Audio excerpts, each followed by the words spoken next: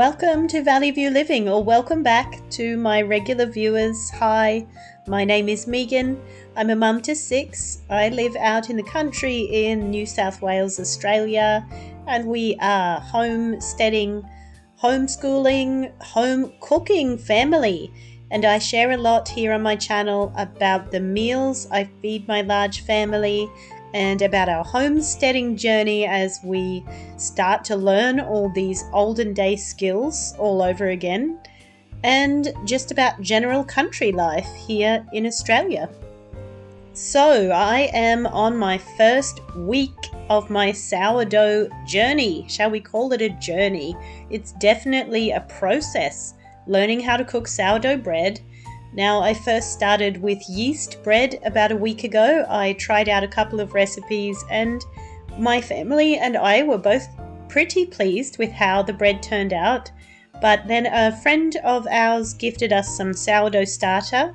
So I've had a go at baking some sourdough bread from scratch and I'm very pleased. It's taken a bit of trial and error, and I'll talk about that a bit later in the video. Now, I am cooking up a little treat for my family today, for my kiddos. They are going to love this.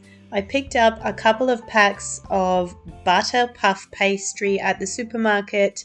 I've had these sausages in the freezer. They're 100% beef sausage, and I just wanted to turn them, what shall we call it? Upcycle them. We're going to upcycle them into some crispy, delicious homemade sausage rolls for the kiddos today. Now, no, I'm not making butter puff pastry myself. I might try this later in life when I've got more time on my hands. Who knows? But for now, I'm pretty pleased that we can still buy butter puff at the supermarket. It's right there next to puff pastry that's made with margarine. So the ingredients with this puff pastry is just butter, wheat, and salt. Yeah, that's right. So it's got a couple of small amounts of additives in there. It had some food acids listed and a natural color. I'm not concerned about that when we're having a treat at home. So I loved being able to whip this up for them. And it was, of course, so simple. I just defrosted the sausages yesterday as I've had them frozen for a while. And I just split them out of the sausage casings. And then we could just repurpose that sausage meat to the filling for the sausage rolls. And let me tell you, they went down a treat. The kids absolutely loved them and ate them up quite happily. And there were even a few left over that were polished off for breakfast this morning as well. Now, investing in the cast iron Dutch oven, or any Dutch oven at all, I've never owned a Dutch oven in all my decades of cooking and caring for my family. I have never used a Dutch oven. But recently I've splurged out and I just went with cast iron because despite being heavy, it is going to last forever. A kitchen investment that will outlive me alongside my cast iron Aussie-made fry pan, which I use multiple times a day, every day, and it never misses a beat. So I'm certainly not averse to investing in things that I know will last a long time here in my country kitchen. So it has made baking so easy for me. There's no guesswork for me now. I just rest the sourdough overnight on my kitchen bench. Actually, let's start at the beginning. What I do is feed my starter at lunchtime. By the time it is dinner time, my starter is bubbly and ready to use. So I then mix up the bread dough about 6 p.m. I'll then do a series of stretches and folds right before bedtime, right up until about 8 or 9 o'clock. And I'll leave it right here on my kitchen bench top all night for a good, how long does it end up being? 10 hours probably. That's the first rise. And then first thing in the morning, I shape it and leave it for its second rise until about lunchtime. Then I go ahead and bake my bread about lunchtime. And then I try very, very hard not to slice into the bread until it's been resting for at least 2 hours. And I learned my lesson the hard way by cutting open my first loaf of sourdough while it was still warm. And of course, it hadn't finished cooking through and it went gummy. And although, of course, we absolutely ate it up and it was still delicious, it's much better to force myself to wait, force my gluttonous, food-loving self to just be patient and wait for that warm bread to cool down a bit, and then we'll have it later in the day. And if I can just get into this routine where it comes natural, that I am getting a loaf of bread in the oven every day at lunchtime, I can then plan my meals around it. The beauty of the cast iron is that I preheat it. I preheated it for an hour. At the highest heat my oven goes, 260 degrees. Then just open it up, pop in the dough. I bake it for 20 minutes with the lid on, 12 minutes with the lid off, and it comes out perfect every time.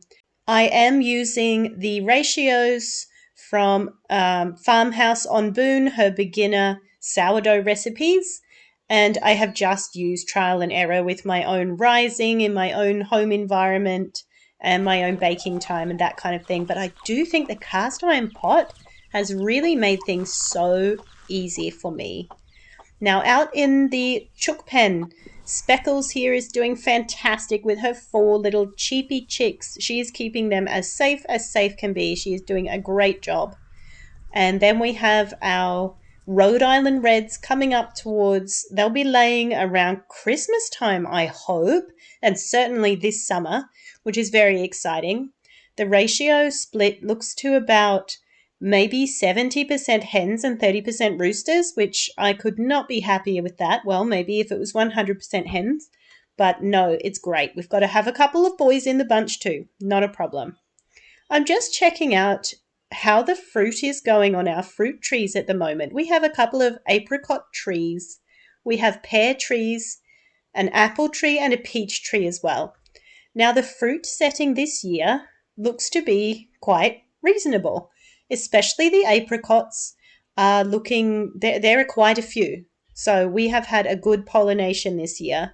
The pears, this pear tree looks pretty established and quite old to me. I don't know if maybe it's fruiting a little less because of that. Anybody experienced with a home orchard, please feel free to educate me and let me know if there's something I should be doing or how you manage to get your fruit growing well, take care of it, and actually collect your crop of fruit, keeping it away from the parrots. Now, these naughty, free-ranging pigs of mine, I do have to manage things around to make sure they are kept out of places where they shouldn't be. Pigs are astoundingly intelligent. They definitely have the intelligence of the average pet dog.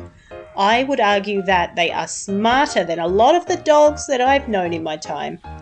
And they know exactly what they're doing. They know our routines, they know where to go, and they know that I've fed the chooks and there are chook pellets there that they can go and get into the chook house and eat.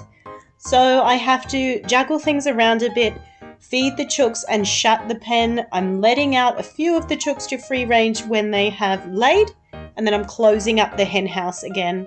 Then I've got to go back as the sun sets and the ladies and gent want to put themselves to bed, and I've got to open up the fence again. Otherwise, chaos, and the pigs just run wild and make a big mess in there.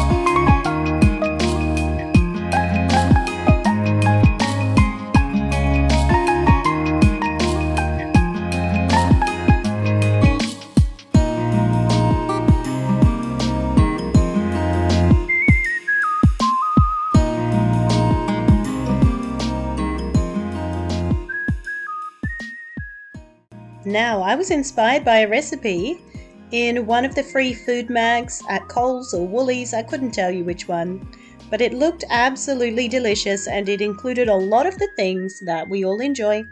One of my teens asked if I could make this for dinner one night. It is a peanut noodle salad.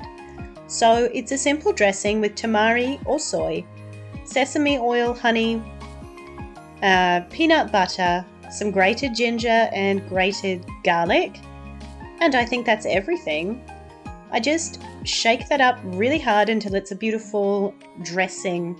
I have some angel hair pasta. You could use any type of noodles that you like, that I'm boiling until cooked.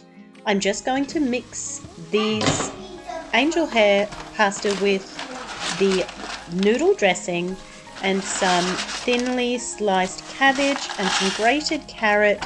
I think I've got some spring onion I can pop in there. I'll top it off with chives and some coriander that we've got just languishing here in the kitchen. Needs to be used up. And this was a very tasty side.